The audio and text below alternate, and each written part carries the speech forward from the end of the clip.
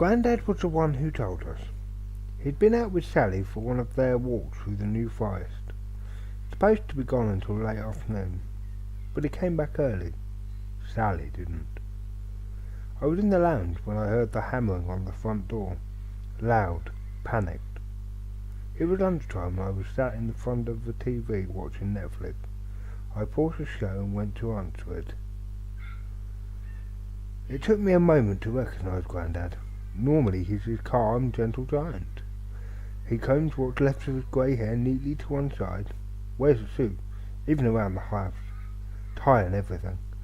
But today he looked different. His blazer was draped over one arm, and his shirt was unbuttoned at the top. His tie was skewed. Sweat patches formed dark circles around his armpits. It was his eyes I noticed first, though. They were wide with an expression I'd never seen before on my Grandad's face. Fear. Fear and panic. "Where's your mum and dad? Quick, Jack!" The smell of cherry bubblegum wafted from Grandad's mouth as he spoke. He was chewing a piece almost frantically, his mouth working a mile a minute. Grandad always chews that stuff. He has as long as I've known him, and he always gave me and my sister pieces as a treat when Mum wasn't looking. The smell usually has positive connotations for me. Now, though, like my Grandad's rumpled suit and panicked eyes, it just felt wrong. All of it did. "What's the matter, Grandad? Where's Sally?" "She's gone, Jack. Jesus Christ, she's—" Grandad paused and pulled in a shaky breath. Then he started sobbing. Never before in my life had I seen my Grandad cry. I didn't know what to do. The sight felt totally unnatural to me. The thing is, Grandad's always been the fun one, the one we'd joke around and play games with, learning magic tricks, taking each other on in board games, playing dress-up when we were little.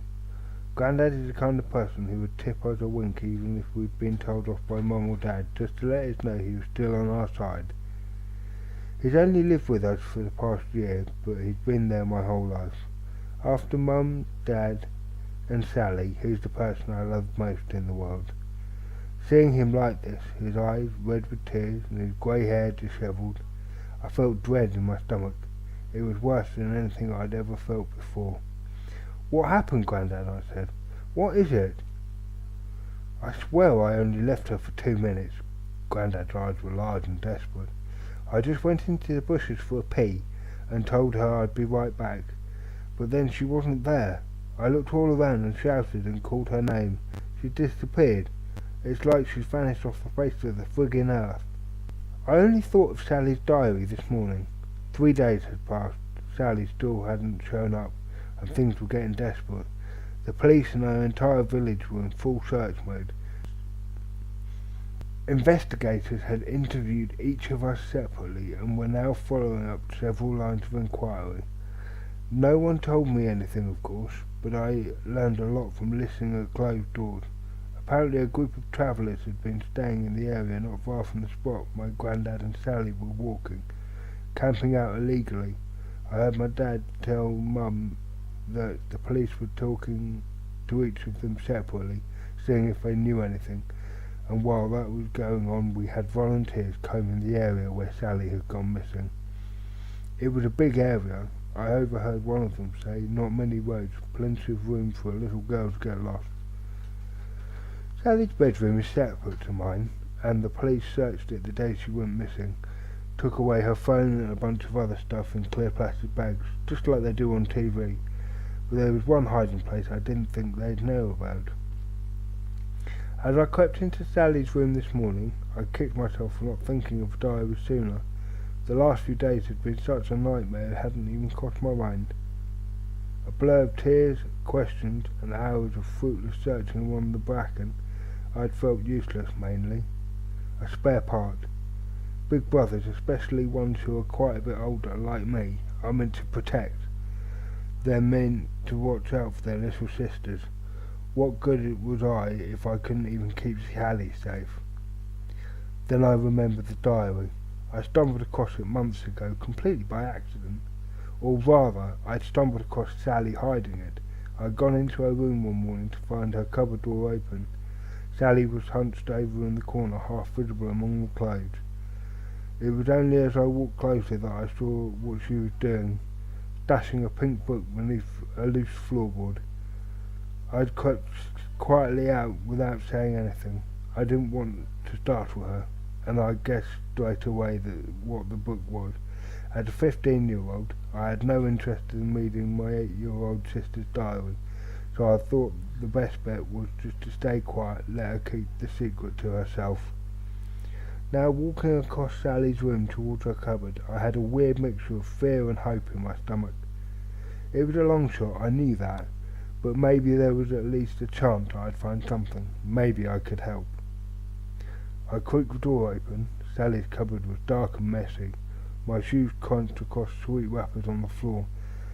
I pushed the pile of clothes to one side. It didn't take me too long to find it. The floorboard in the far left corner had a hole in it clogged with paper.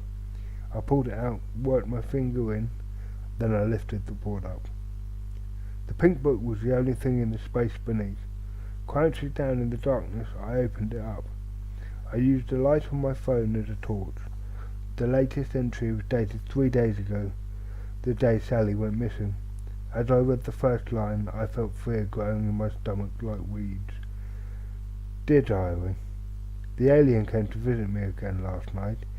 I never told you about the alien before, even though I wanted to, because it made me promise, but now I think I have to tell. The alien is tall, and it's got an ugly grey head and narrow black eyes. It visits me at least once a month. I wake up in the dark and it's in the corner of my room by the cupboard watching me. It hardly ever speaks, but the one time it did, it told me I'd been chosen for an experiment, a special and secret experiment that I could never tell anyone about. Then I followed it through the cupboard door, and there was all this white light on the other side, so bright I couldn't see, and the next thing I knew I was back in bed again, and the alien was gone. I couldn't remember anything. I'm scared to tell, but lately I keep forgetting stuff during the day and my head feels funny. So now I think I have to... I don't think I can tell Mum or Dad about it though. They'll be cross with me for keeping the alien a secret for so long. Sally.